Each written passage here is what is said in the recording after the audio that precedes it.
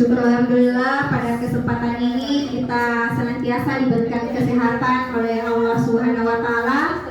Kesempatan untuk melaksanakan kegiatan KKG yang secara rutin kita laksanakan di gugus 3 ini. Salam dan salawat kepada Nabiullah Muhammad sallallahu alaihi wasallam. Semoga beliau tetap menjadi idola kita di tengah-tengah modernisasi sekarang ini. Baik, terima kasih atas kesempatan yang diberikan kepada saya untuk menyampaikan materi pada kesempatan ini. Materi ini adalah salah satu materi yang saya dapatkan dalam proses program pendidikan guru penggerak. Jadi apa yang saya dapatkan dari kegiatan itu yang sementara saya laksanakan akan juga saya bagikan kepada Bapak dan Ibu sekalian. Jadi kita sama-sama belajar. Yaitu salah satu yang akan kita tidak kalah pentingnya dalam proses pembelajaran, dalam menyongsong penerapan kurikulum merdeka, yaitu pembelajaran berdiferensiasi.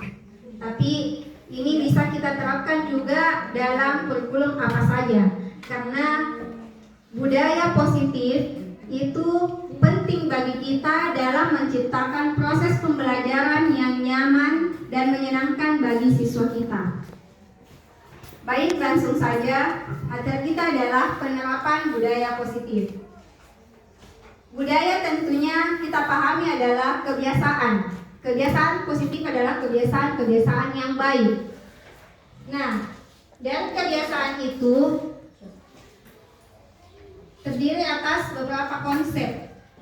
Ada 5-6 konsep budaya-budaya positif yang kita terapkan dalam proses pembelajaran. Yang pertama, disiplin positif. Kata disiplin bukan hal yang asing lagi bagi kita sekalian. Selanjutnya, kebutuhan dasar manusia. Yang ketiga, konsep yang ketiga adalah motivasi perilaku manusia. Yang keempat, tentang keyakinan kelas. Konsep yang kelima adalah posisi kontrol restitusi. Dan yang keenam adalah segitiga restitusi. Saya tanyakan dulu kepada Bapak dan Ibu sekalian, di antara 6 konsep ini, apakah Bapak dan Ibu pernah mendengar istilah itu atau sudah memahami poin dari konsep budaya positif ini? Belum. Baik. Oke. Untuk saat ini saya akan mensosialisasikan konsep budaya-budaya positif yang terdiri dari 6 konsep. Yang pertama yaitu disiplin positif. Saya tanya dulu, apa itu disiplin? Apa keyakinan tentang disiplin? Mematuhi peraturan yang ada. Ya, betul. Konsisten mengikuti peraturan yang ada. Pasti kita tahu karena sering ditekankan kepada siswa kita. Yang jadi pertanyaan adalah disiplin positif itu yang seperti apa? Disiplin positif dalam budaya kita, makna kata disiplin dimaknai menjadi sesuatu yang dilakukan seseorang pada orang lain untuk mendapatkan kepatuhan. Patuh yang dikatakan oleh Bapak dan Ibu tadi adalah mengikuti aturan. Tentunya kita harus patuh. Kita cenderung menghubungkan kata disiplin dengan ketidaknyamanan. Setuju atau tidak disiplin itu menciptakan ketidaknyamanan? Ya, ketika kita tidak terbiasa mendisiplinkan diri, maka suatu hal itu menjadi sesuatu yang tidak nyaman bagi kita. Tentunya disiplin waktu. Nah, sebagai pendidik, tujuan kita adalah menciptakan anak didik kita atau murid kita yang memiliki disiplin diri, sehingga mereka bisa berperilaku dengan mengacu pada nilai-nilai kebajikan universal dan memiliki motivasi intrinsik, bukan motivasi ekstrinsik. Kembali lagi, ada istilah baru. motivasi intrinsik dan motivasi ekstrinsik. Adakah Bapak Ibu yang sudah mengenali kedua istilah ini? Apa itu motivasi? Ya, dorongan. Kata intrinsik dan ekstrinsik, in betul dari dalam diri, dan ex itu dorongan dari luar. Nah, disiplin positif merupakan salah satu cara menerapkan disiplin untuk bertujuan menumbuhkan kesadaran serta memberdayakan anak melakukan sesuatu tanpa sogokan, tanpa ancaman maupun hukuman. Itu inti dari disiplin positif. Murid kita menerapkan, mereka konsisten mengikuti aturan, mereka disiplin tetapi tanpa sogokan, tanpa diancam, bahkan tanpa dihukum. Itu yang akan kita keluar dari zona kebiasaan kita. Kita akan melakukan budaya-budaya yang positif, tidak untuk mengancam murid, tidak, bahkan tidak untuk menghukum mereka. Selanjutnya, konsep budaya positif adalah kita harus memahami apa itu kebutuhan dasar manusia. Kita manusia, murid kita juga manusia. Kita sama-sama memiliki hati dan perasaan. Kebutuhan kita sebagai manusia ada 5, yaitu bertahan hidup. Kita butuh kasih sayang dan rasa diterima. Kita butuh adanya penguasaan dan dalam diri, kebebasan dan kesenangan. Jadi kelima kebutuhan dasar manusia ini juga dibutuhkan oleh siswa kita, dibutuhkan oleh murid kita. Bertahan hidup. Apa yang menjadi kebutuhan kita terkait tentang bertahan hidup? Tentunya makan, pakaian, hunian yang layak. Apakah kita bisa memberikan kebutuhan hidup ini di dalam kelas? Tentu saja bisa. Sebagai guru, kalau pagi harus dicek siswa sudah sarapan atau tidak, karena kalau kelaparan otomatis tidak konsentrasi mengikuti pembelajaran. Jadi saya budayakan itu setiap pagi. Tanyakan sebelum dimulai pembelajaran, sudah sarapan atau tidak. Ketika 2 atau 3 orang yang mengacungkan tangan mengatakan tidak sarapan, saya suruh keluar. Saya memberikan hak mereka, memberikan kesempatan kepada mereka untuk memenuhi kebutuhan dasarnya, yaitu bertahan hidup. Iya, tidak. Iya, karena untuk mengantisipasi rasa lapar. Iya. Kemudian kasih sayang dan rasa diterima. Ya, kalau misalnya alasannya tidak punya uang,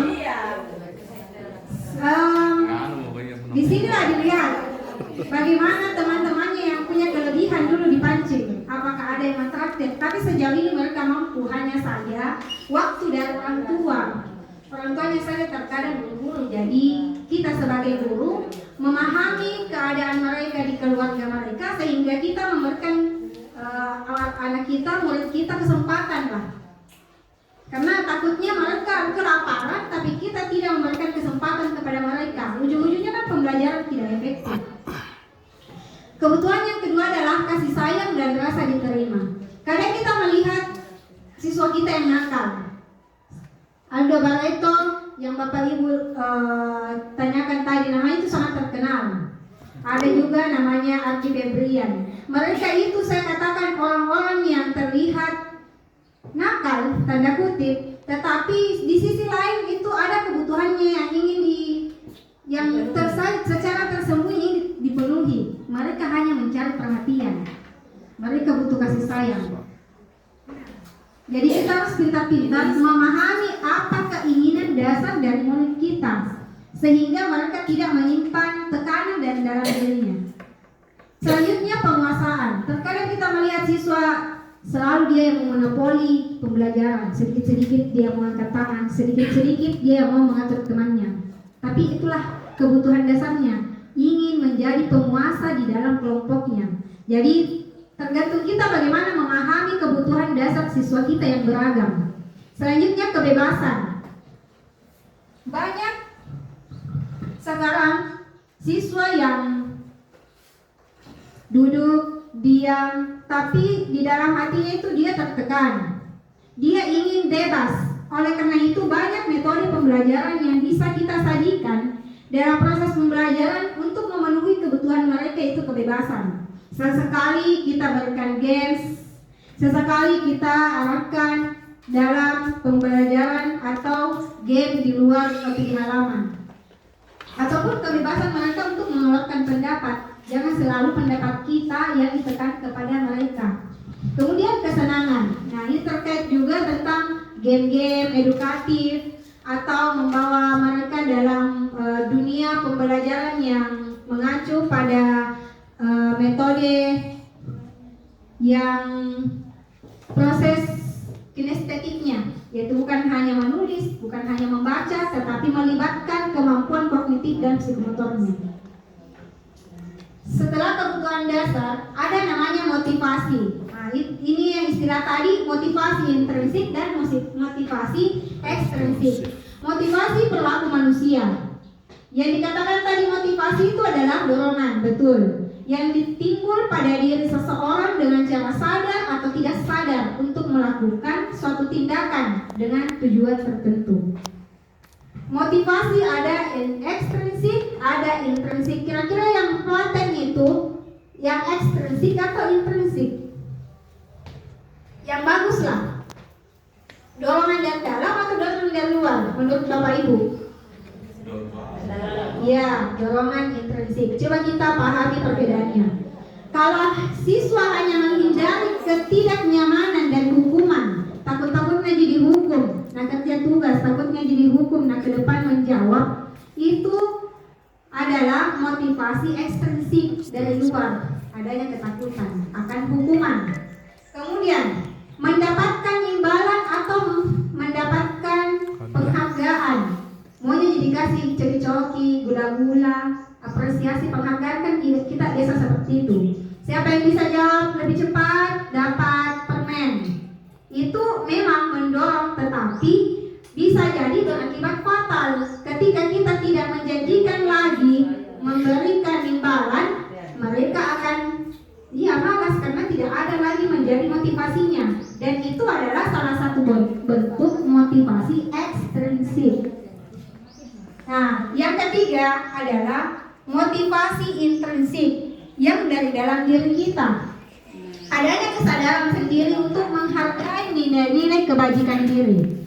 Murid melakukan disiplin karena sadar akan kebajikan dirinya. Memang kita mendapati siswa, memang dia sendiri yang mau cepat datang tanpa dikasih iming-iming atau bahkan tidak diancam. Itu lebih paten karena dari dalam dirinya ada semangat dari dalam dirinya, secara ikhlas dan sadar untuk melakukan. Selanjutnya, konsep disiplin dengan identitas yang gagal. Kita memang menerapkan kedisiplinan, tetapi gagal. Kenapa dikatakan identitasnya, sampulnya yang gagal? Padahal kita sudah menerapkan kedisiplinan. Yang pertama adalah kita hanya memberikan hukuman. Apa dampaknya hanya memberikan hukuman? Menyakitkan. Ya tentu sakit kalau kita mencubit perutnya atau membentak, sakit hatinya. Tidak nyaman, apalagi kita memberikan hukuman di depan teman-temannya. Yang ketiga adalah murid takut. Kenapa takut? Karena dia tidak mau lagi mengeluarkan pendapat karena takut disakiti, takut untuk malu-malu, kemudian memaksa. Dia terpaksa untuk melakukan karena takut dihukum. Kemudian yang paling fatal adalah murid menyembunyikan kesalahan. Kalau dia melakukan kesalahan, dia sudah takut untuk mengakui kesalahannya. Ini lebih fatal lagi. Kemudian murid menjadi rendah diri karena sedikit-sedikit seenak kami kudung sedemian di antara teman-temannya. Kemudian penghargaan, jika namanya bagi penghargaannya, padahal ada juga dampak negatifnya. Kenapa dikatakan ada dampak negatifnya? Tidak efektif karena dijanjikan sesuatu dan mau termotivasi untuk melakukan, kemudian merusak hubungan. Kenapa dikatakan memberikan penghargaan itu merusak hubungan? Karena ada rasa iri. Tidak semua satu kelas kita berikan hadiah, itu bisa menimbulkan rasa iri teman yang lain. Mematikan kreativitas. Kenapa dikatakan mematikan kreativitas? Karena hanya ketika diberikan iming-iming mereka mau melakukan suatu karya, mereka mau berubah. Tetapi ketika tidak, mereka sudah malas-malas. Kemudian menghukum dengan sistem ranking. Ini sebenarnya juga membudaya diri kita. Terkadang setiap penerimaan rapor itu ada saja keluhan tentang ranking. Kenapa anak ranking 5 padahal lebih pintar? Karena itulah kita. Penghargaan itu yang dikatakan baik ketika dia ranking 1, padahal kita sudah sama-sama memahami bahwa setiap murid itu memiliki kecerdasan yang berbeda. Tapi hanya saja budaya-budaya yang sejak dulu kita terapkan sehingga pemerintah pun mengarahkan di dalam rapor pun tidak ada tempat untuk ranking. Itu sudah tersirat bahwa tidak ada lagi penghargaan dalam bentuk ranking. Kemudian merampas hak menghargai diri. Keyakinan kelas. Kenapa bukan aturan kelas? Dulu waktu saya sekolah di SMP atau SMA, kita sama-sama membuat ya peraturan kelas. Tapi saya di dalam modul ini saya menemukan tanda kutip keyakinan, bukan aturan lagi. Mengapa dikatakan keyakinan? Coba kita menjawab 2 pertanyaan pemantik. Mengapa kita memiliki peraturan tentang penggunaan helm pada saat mengendarai kendaraan roda 2? Kenapa beda? Iya betul. Kita yakin bahwa kalau kita mematuhi peraturan rambu-rambu kita aman, kita menggunakan helm. Kita yakin seperti itu. Kemudian pertanyaan yang kedua, mengapa kita memiliki peraturan tentang penggunaan masker dan cuci tangan setiap saat? Kenapa kita yakin kalau ya betul, demi kesehatan. Itu kita yakin terhadap hal-hal tersebut. Dan secara otomatis kita melakukannya ketika kita sadar bahwa kita mau aman di jalan, ketika kita mau sehat, secara ikhlas kita melakukan itu karena adanya keyakinan. Bagaimana kita membentuk atau membuat keyakinan di kelas? Bukan lagi aturan di kelas. Ada syarat-syaratnya, yaitu yang pertama lebih abstrak dari peraturan, lebih nyata, lebih seperti yang dikatakan tadi, lebih jelas dampaknya. Yang kedua, berupa pernyataan universal, artinya lebih umum. Yang ketiga, dibuat dalam bentuk positif, hal-hal yang positif. Yang keempat, sedikit saja agar mudah diingat. Jadi keyakinan itu tidak boleh panjang lebar. Singkat-singkat saja, 2 atau 3 kata saja. Yang kelima, sesuai dengan kondisi kelas. Dikondisikan juga keadaan di kelas atau di sekolah kita. Kemudian yang terakhir, semua warga kelas dilibatkan saat membuat. Jadi itu keyakinan kita yang membuat bersama murid, bukan kita sendiri kemudian ditempel dan di siswa atau murid kita dipaksa untuk mengikuti itu.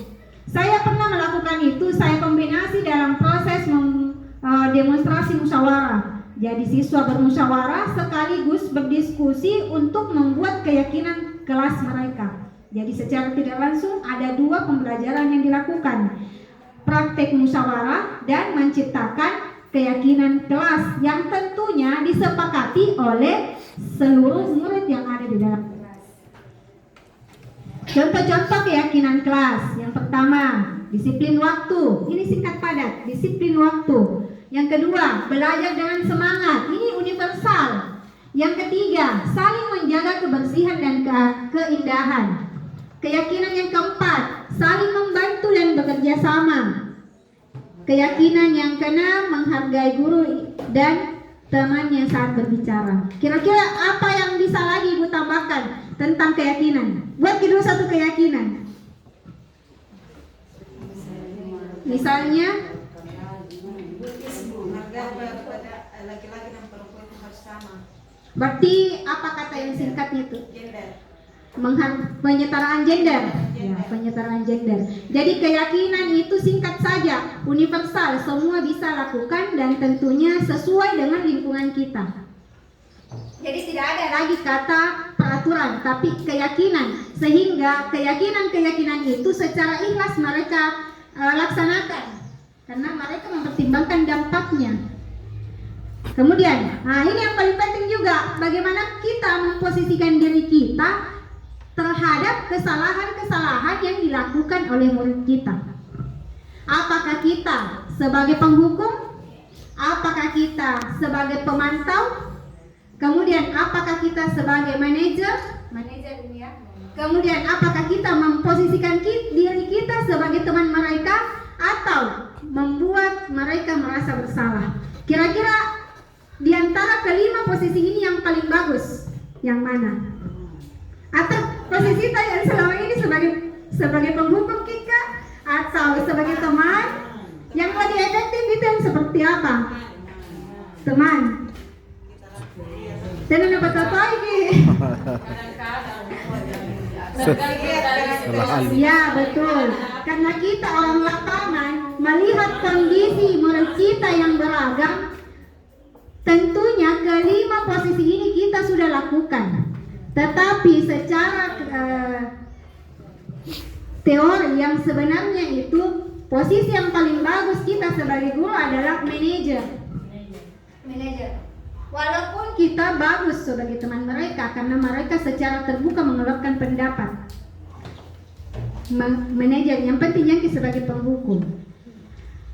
Dalam hal ini, Bapak Ibu apakah mau melihat bagaimana implementasinya secara langsung? Video untuk membedakan bagaimana perlakuan kita sebagai siswa dalam proses menghukum, pemantau, apakah bagaimana modelnya ketika guru itu posisikan sebagai teman atau yang terpenting adalah manajer. Apakah kita mau melihat atau saya lanjut dulu? Lihat saja dulu. Yang ketiga dulu, segitiga restitusi yang terakhir. Apakah ini istilah baru juga? Ya, restitusi itu adalah menciptakan kondisi terhadap murid untuk memperbaiki kesalahannya agar memiliki karakter yang kuat dan kembali bergabung dengan teman-temannya. Jadi segitiga restitusi yang terlihat pada gambar ini adalah memang bentuk segitiga. Bagaimana kita menciptakan kondisi-kondisi kepada siswa kita supaya yang melakukan kesalahan itu kita berikan tindakan yang tepat. Tidak dihukum, tidak diancam sesuai dengan tadi yang keyakinan. Kemudian ketiga segitiga itu terdiri dari 3 tahap: menstabilkan identitas, memvalidasi tindakan yang salah, dan menanyakan keyakinan. Ini juga tidak kalah pentingnya karena ketika ada yang bermasalah, karena kita itu sebagai guru kelas, tidak ada guru BK yang di sekolah ini juga sebagai tantangan kita sebagai wali kelas. Kita bertindak sebagai wali kelas, kita pun bertindak sebagai BP. Jadi kemampuan untuk menangani siswa yang bermasalah atau melakukan kesalahan ini penting bagi kita untuk menerapkan segitiga restitusi. Tahapnya ada 3, menstabilkan identitasnya, divalidasi tindakannya, dan ditanyakan keyakinannya terkait dengan keyakinan kelas yang telah kita buat tadi. Ini pun ada videonya, tetapi kita kembali saja dulu tadi tentang bagaimana posisi kita terhadap murid.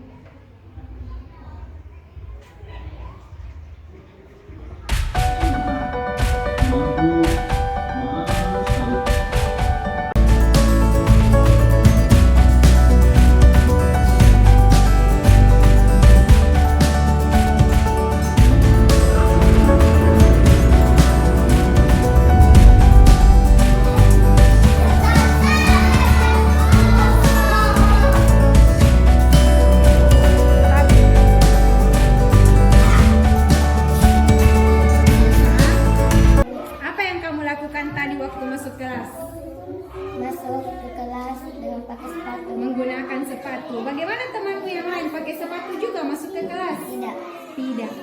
Kenapa Salsa menggunakan sepatu masuk kelas? Saya lupa bukan guru masuk kelas. Masuk kelas, dilupa. Bagaimana seharusnya Salsa? Mengeluarkan sepatu baru masuk kelas. Oke, dikeluarkan dulu sepatunya lalu masuk kelas. Masih ingat kan dengan keyakinan kelas kita?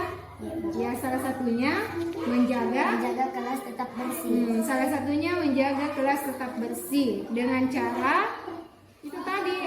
Dengan cara tidak pakai. Iya, ibu saja lepas sepatu masuk ke kelas. Karena salah satu terburu-buru. Ibu maklumi ya, karena setiap orang pernah melakukan kesalahan. Bagaimana Salsa ke depannya? Saya tidak lagi masuk ke kelas pakai sepatu. Ya, oke. Sepatunya diapakan? Disimpan di luar. Di luar di tempat sepatu ya. Ya baik. Silakan Salsa kembali ke mejanya, bergabung dengan kelompoknya. Terima kasih. Demikianlah kita tentang penerapan budaya positif